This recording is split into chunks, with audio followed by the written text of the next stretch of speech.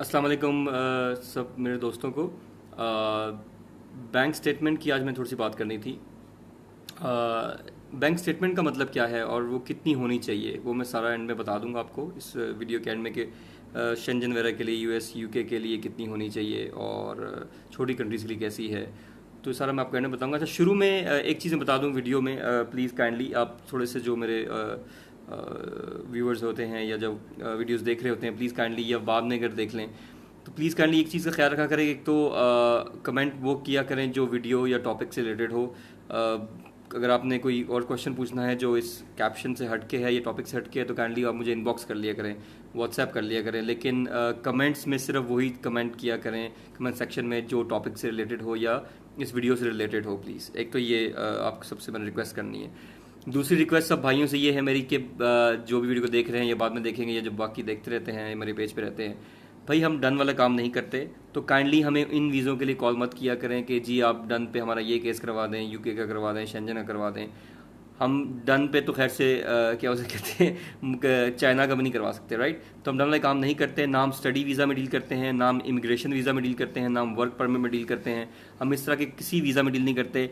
अब हमारा जो फोकस हुआ है आजकल, ये भी लास्ट कुछ मंथ से, वो सिर्फ छोटी कंट्रीज़ की तरफ है। वो भी इसीलिए क्योंकि हम खुद ट्रैवलिंग करते हैं, तो हम चाह रहे हैं कि हम अपने व्यूवर्स ऐसे बना लें जो हमारे ही एक तो ग्रुप के हों, हमारे टाइप के हों, हमारे पेज पे वही लोग हों जो हमारे ही टाइप के हों, जो ट्रैवलर्स हों, अपनी हिस्ट्री बना रहे हों, घूम फिर रहे हों, मतलब इस तरह से। तो इसीलिए फिर बड़ी कंट्रीज़ का हमें कोई आइडिया नहीं है कि भाई वहाँ पर जाके क्या होता है। और एक और चीज़, जो छोटी कंट्रीज़ हैं जिनकी हम बात कर रहे होते हैं ई वीज़ाज़ की, या जैसे वियतनाम की बात चल रही है, कम्बोडिया है, श्रीलंका है, कीनिया है, अज़रबैजान है। तो ये कंट्रीज़ सब मेरे भाइयों को ये पता होना चाहिए। मैं बता रहा हूँ दोबारा कि ये कंट्रीज़ जो है बेसिकली ये जॉब्स के लिए नहीं है। ये मैंने बताया था सिर्फ घूमने फिरने के लिए, याशी के लिए, प्लेजर के लिए, लेजर के लिए, अपना माइंड फ्रेश करने के लिए हैं। ये सस्ती हैं, यहाँ पे जाके आप इंजॉय करें, जो मर्ज़ी करें। लेकिन ये है कि यहाँ पे काम नहीं है। तो प्लीज़ इनके काम के लिए मत पूछा करें कि जी वहाँ पे काम बहुत ज़्यादा है या कोई जॉब शॉप है। तो मैं आपको इसलिए मतलब थोड़ा सा क्लियर करना चाह रहा था।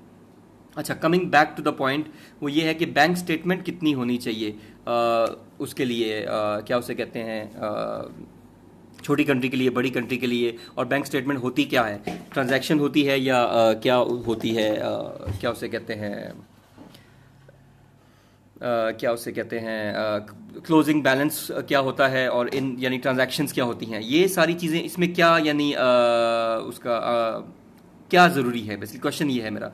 अक्सर हमारे कॉल्स कस्टमर्स की आती हैं या हमें को लोग फ़ोन करके पूछते हैं, यार हमने शेंजन का वीज़ा लगवाना है, यहाँ का वीज़ा लगवाना है, हमारे पास तो 20 लाख पड़ा है, किसी के पास 10 लाख पड़ा है। ठीक है, ऑब्वियसली सबके पास पैसे होते हैं, लेकिन आपको ये बात अच्छी तरह जहन में रखनी चाहिए कि ये जो पड़ा हुआ पैसा है वो सही नहीं है, वो नुकसान देगा आपको।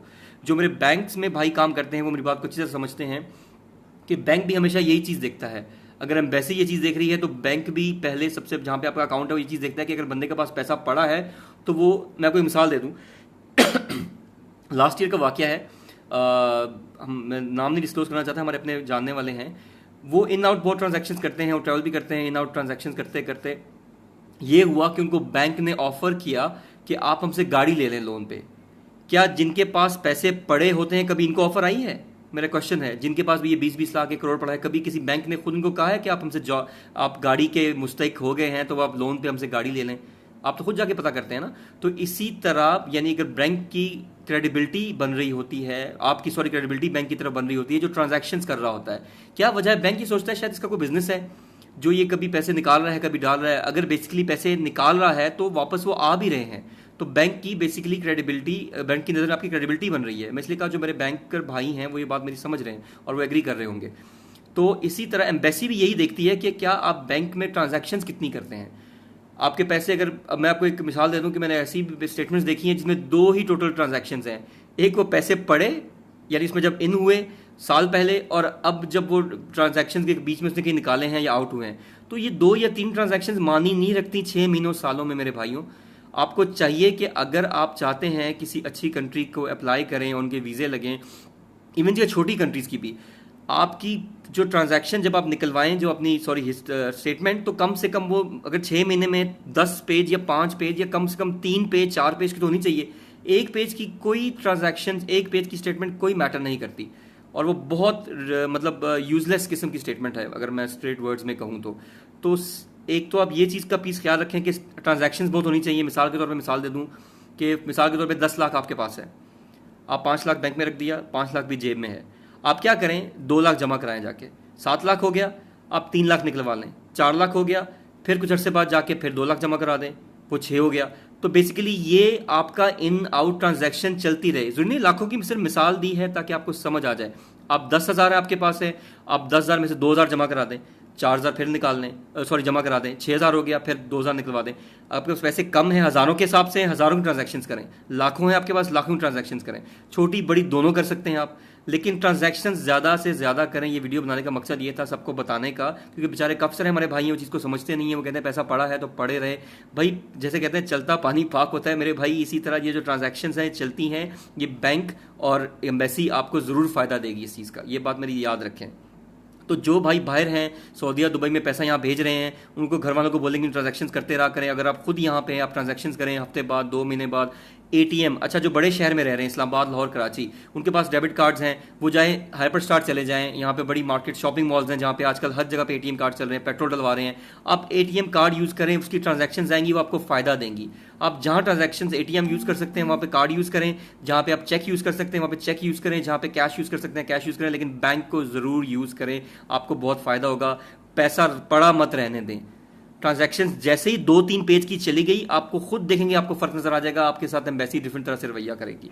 अच्छा, ये तो हो गया कि ट्रांजैक्शंस होनी चाहिए और ज़्यादा होनी चाहिए। क्लोजिंग बैलेंस भी मैटर करता है। ये सिर्फ हो गया कि ट्रांजैक्शन होनी चाहिए। अच्छा, क्लोजिंग बैलेंस मिसाल के तौर पे छोटी कंट्रीज़ हैं, थाईलैंड हो गया, मलेशिया हो गया, ये छोटी कंट्रीज एशिया में जो कंट्रीज़ हैं, इनके लिए 2-3 लाख, कम से कम 3 लाख स्टेटमेंट होनी चाहिए।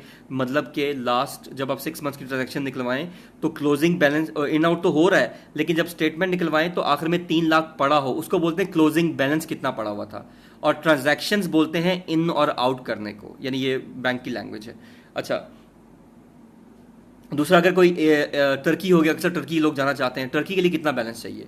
टर्की के लिए कम से कम भी आपका मिनिमम 6 से 7 लाख रुपया उसमें क्लोजिंग बैलेंस पड़ा हो, यानी 5 लाख प्लस आए आप।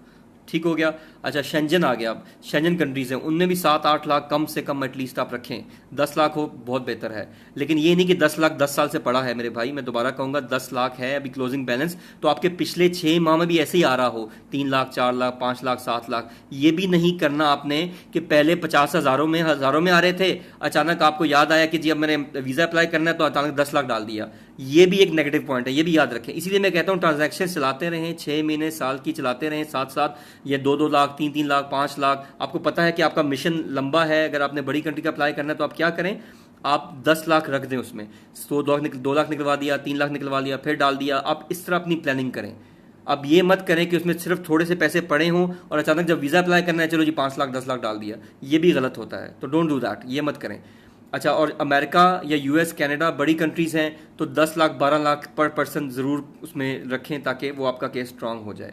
बस यही मैंने बताना था आज के लिए। उम्मीद आप सबको समझ आ गई है। अगर कोई क्वेश्चन हुआ तो ज़रूर कमेंट्स में कर लीजिएगा, लेकिन प्लीज़ मैं दोबारा कहूँगा क्वेश्चन वही करें इस वीडियो में जो इस वीडियो के रिलेटेड हो। अगर इस वीडियो के रिलेटेड नहीं होगा तो मैं उसका जवाब नहीं दूंगा। I am sorry for that. दूसरा, मैं दोबारा बता रहा हूँ, हम डन के काम नहीं करते, स्टडी वीज़ा का नहीं करते, ना हम इमिग्रेशन का करते हैं, हमें इसका कोई आइडिया नहीं है। हम वो काम कर रहे हैं जिसका हमें तजुर्बा खुद है, ताकि हम आपको पॉजिटिव बात बता सकें, ना आपका टाइम ज़ाया करें, ना आपके पैसे हम ज़ाया करें। इस स्टडी के लिए, वर्क के लिए और बहुत एजेंट्स बैठे हुए हैं अल्हम्दुलिल्लाह मार्केट में, आप उनसे रब्ता कर सकते हैं। हम सिर्फ छोटे वीज़ाज़ कर रहे हैं, हम अपना साइकिल इस तरह का बनाना चाह रहे हैं कि हमारे से वही लोग रब्ता करें जो घूमते फिरते रहते हैं हमारी तरह, और ये छोटी कंट्रीज़ के, राइट। तो बड़ी कंट्री जब करेंगे तो ज़रूर आपको बता देंगे, अभी हम नहीं कर रहे तो उसके लिए सॉरी। बाकी दुआ में ज़रूर याद रखिए, इस वीडियो को शेयर कर दीजिएगा, लाइक करिएगा हमारे पेज को। Thank you very much for watching. मैं मज़ीद टिप्स लेके आता रहूँगा, लेकिन प्लीज़ टिप्स के रिलेटेड क्वेश्चन किया करें। दुआ में याद रखिएगा, रमज़ान का महीना है। Thank you very much, love you all, bless you.